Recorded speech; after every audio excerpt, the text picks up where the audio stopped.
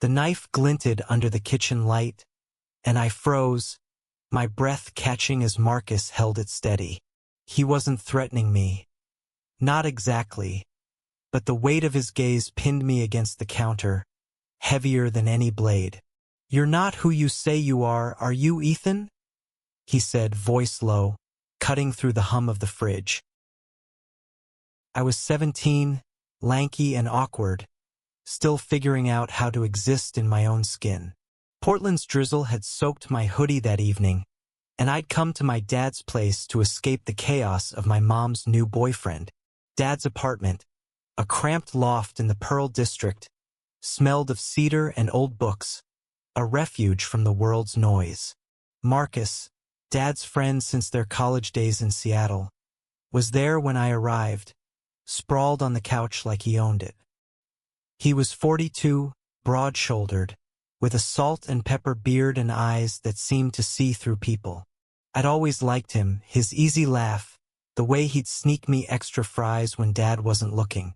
But tonight, something was off. "Help me with dinner," Marcus had said, tossing me an onion as we headed to the kitchen. I thought it was just chopping vegetables, maybe a story about his latest hiking trip. Instead, he handed me a paring knife and asked that question, the one that made my stomach lurch. I fumbled with the onion, my fingers trembling. "What do you mean?" I mumbled, trying to laugh it off. He leaned closer, the knife in his hand slicing through a carrot with precision. "I saw you, Ethan, last week at the park with that kid. The one with the skateboard." My heart slammed against my ribs. The park. The moment I'd thought was private. When I'd let myself smile too long at Jamie. The guy from my art class who made my chest ache in ways I couldn't explain. Marcus's voice softened, but it carried an edge. "You're hiding something, and I get it, but you don't have to hide from me." I wanted to bolt, to shove past him and run into the rain. But his eyes held me, not with judgment but with something else. Something that scared me more. Understanding. I didn't know what to say, so I just stood there, clutching the onion like a lifeline. Marcus set the knife down, his big hand resting on my shoulder. "You're not alone, kid," he said. "I've been there." The words hit like a punch. Marcus, the guy who'd taught me how to tie a fishing knot, who'd once carried me home after I sprained my ankle on a trail, was telling me he'd been where I was. I didn't understand, not fully, but the air in the kitchen felt different, like a door had cracked open. I just didn't know if I was ready to walk through it. Dad came home an hour later, oblivious, ranting about his boss at the brewery. Marcus acted like nothing had happened, joking about the overcooked pasta, but I couldn't shake his words. That night, I lay awake, staring at the ceiling, replaying the park, Jamie's laugh, the way Marcus had looked at me. I felt exposed, like someone had peeled back my skin, but also seen. For the first time, I wondered if hiding was worth it. The next week, I avoided Marcus. I skipped Dad's place, stayed late at school, buried myself in sketches. But Jamie kept showing up, at the library, the coffee shop, his skateboard under his arm, his grin like a dare. He was 19, wiry, with dark curls that fell into his eyes and a habit of quoting bad poetry. "You're quiet today," he said one afternoon at a cafe in Northwest Portland, his knee brushing mine under the table. I flinched, glancing around, but no one cared. Portland was like that. People minded their own business. Still, Marcus's words echoed. "You're not alone." I didn't tell Jamie about Marcus, but I told him about me. It spilled out over coffee, clumsy and raw. How I'd known I was gay since I was 13 but hadn't said it out loud until now. Jamie listened, his eyes steady, and when I finished, he reached for my hand. "Took guts," he said. My face burned, but I didn't pull away. For a moment, the world felt bigger, brighter. But secrets don't stay buried in a city like Portland. A week later, I got a text from Dad. "We need to talk." My stomach dropped. I knew Marcus had said something. Dad's apartment felt smaller when I walked in, the air thick with tension. He was at the dining table, a beer in hand, his jaw tight. Marcus wasn't there, but his presence lingered like a ghost. "Sit," Dad said, his voice clipped. I did, my hands sweaty, my sketchbook clutched like armor. "Marcus told me," he started, not looking at me, "about you, about who you are." The words hung heavy, and I couldn't tell if he was angry or hurt or both. I wanted to ask what Marcus had said, how much he'd betrayed, but my throat locked up. Dad finally met my eyes, and I saw something I hadn't expected. Fear. "Why didn't you tell me, Ethan?" I didn't have an answer, not one that made sense. How do you tell your dad, the guy who raised you on baseball games and camping trips, that you're terrified he'll look at you differently? That you've spent years building a wall between who you are and who you let him see? I stared at the table, tracing a scratch in the wood. "I didn't know how," I whispered. Dad exhaled, long and shaky. "I'm not mad," he said, but his voice cracked. I wish you'd trusted me." The words stung more than I expected. Trust. I'd wanted to, but every time I'd come close, I'd seen the guys at school get shoved into lockers, heard the slurs whispered in hallways. Portland was progressive, sure, but not everyone got the memo. And Dad? He was a good guy, but he'd never talked about this stuff. I didn't know where he stood. He reached out, his hand hovering before settling on mine. "You're my kid," he said. "Nothing changes that." I wanted to believe him, but the knot in my chest didn't loosen. Not yet. Marcus showed up the next day, unannounced, while I was sketching in the living room. He didn't apologize for telling Dad, didn't even bring it up. Instead, he dropped a flyer on the coffee table, a local art show in Southeast Portland, one that showcased queer artists. "Thought you might like this," he said, casual, like he hadn't just flipped my world upside down. I glared at him, but he just raised an eyebrow. "You're mad. I get it. But you can't keep running from this, Ethan." I wanted to yell, to tell him he had no right, but the flyer stared up at me, bold colors and names I didn't know, people who'd found a way to be themselves without fear. I shoved it in my pocket, muttering a thanks I didn't mean. That weekend, Jamie convinced me to go to the art show. The gallery was in an old warehouse, all exposed brick and fairy lights, packed with people who looked like they belonged. Jamie fit right in, his energy lighting up the room as he dragged me from painting to painting. I felt out of place, my hoodie too plain, my hands shoved deep in my pockets. But then I saw it. A canvas of two men, hands intertwined, painted in vibrant blues and golds. The plaque read, "For those who dare." My throat tightened. I thought of Marcus, of Dad, of Jamie's hand brushing mine. "You okay?" Jamie asked, his voice soft. I nodded, but I wasn't. The painting felt like a mirror, reflecting something I wasn't ready to face. Not fully.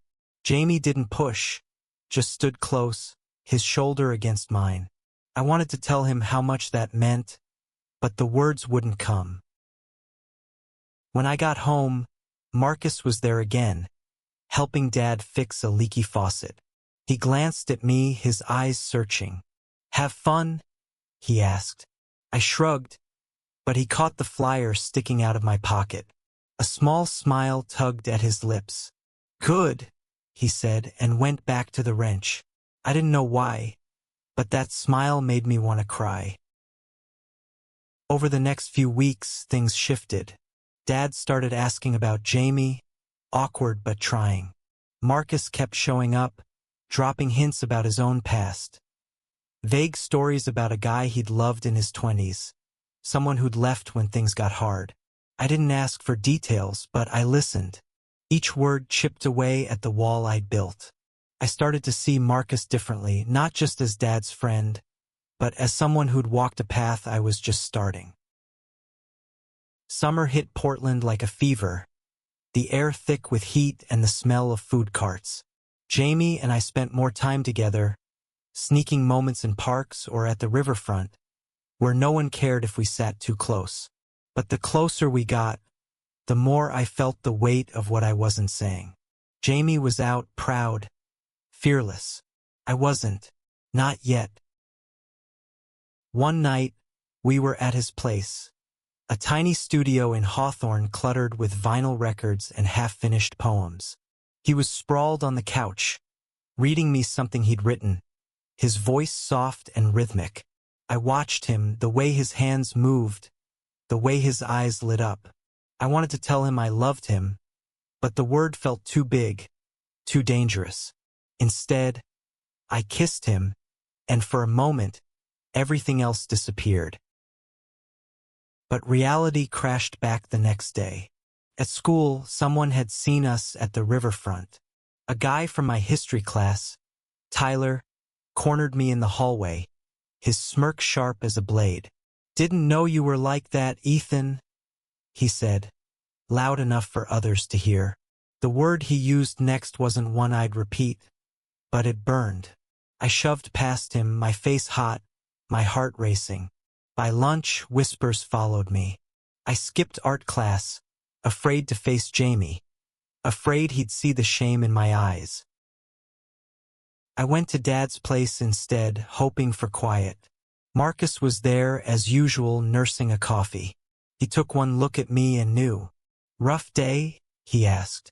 I didn't answer, just slumped onto the couch. He sat across from me, quiet for a long time.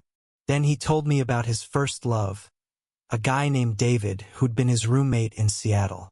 They'd kept it secret, even from friends, until David couldn't handle the pressure and left. "I lost him because I was too scared to be honest," Marcus said. "Don't make that mistake, Ethan." His words stuck with me, but so did the fear. I avoided Jamie for days, dodging his texts, skipping the cafe. I told myself it was safer this way, but every night, I lay awake, missing him, missing myself. Then Dad got a call from the school. Someone had spray-painted a slur on my locker. He didn't tell me right away, but I saw it in his eyes. Anger, guilt, helplessness. He drove me to school the next day, his hands gripping the wheel too tight. "You don't have to go through this alone," he said. I nodded, but I didn't believe him. Not until I saw Jamie waiting by my locker, his jaw set, his eyes fierce.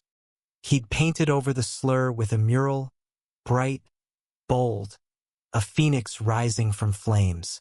"No one gets to define you," he said, pulling me into a hug. I broke down right there, in front of everyone, and for once, I didn't care who saw. Marcus was at the apartment when I got home, and I told him everything.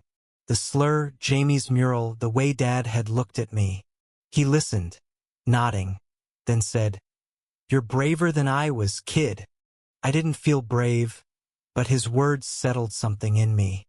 I started to wonder if courage wasn't about being fearless, but about showing up anyway. The rest of the summer was a blur of small victories and quiet battles.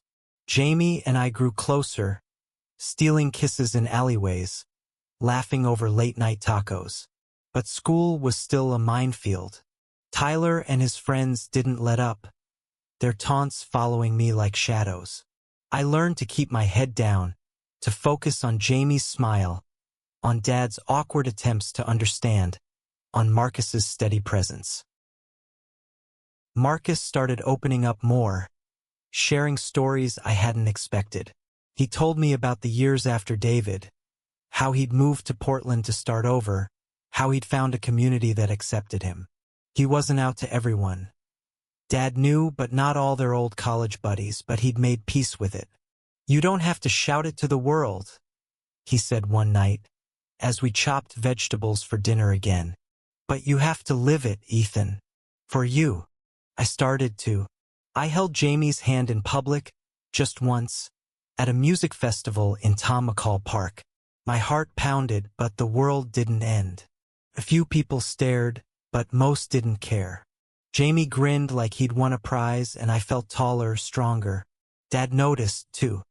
He didn't say much, but he started inviting Jamie over for dinner, asking him about his poetry, even if it was painfully awkward.